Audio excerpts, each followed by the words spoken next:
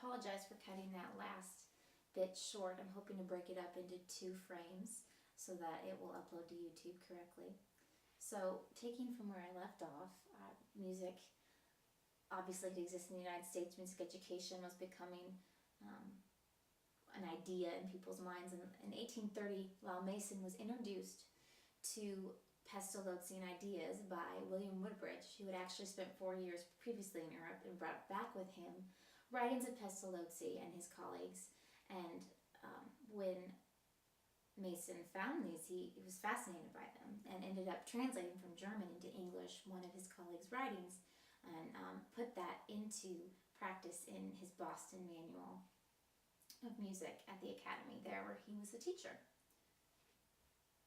And so that really is our first kind of accredited way where music education and Pestalozzi came together in the United States, and it was that sound before sign approach, and it began with singing, and eventually went out into music, instrumental music as well.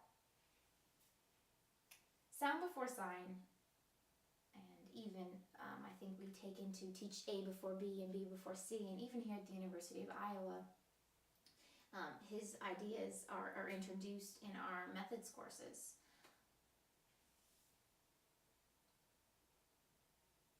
So we can think about this. So what? What about him? And really, what do I need to know or learn or take away? How does this affect music education? And I think that as educators, we have so much to learn from his life's work, and even his innovative thinking from all the way hundreds of years ago up until now.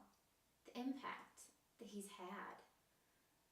One person with an idea developing over time. And I think that can encourage us in our studies, and even in our pursuit of education and developing our classrooms, developing good programs, developing our musicianship. Taking some of his principles and applying them, I think will have so much value, and I look forward to even studying more of him in the future. So thank you for giving me so much of your time and attention, and I look forward to answering your questions on Skype.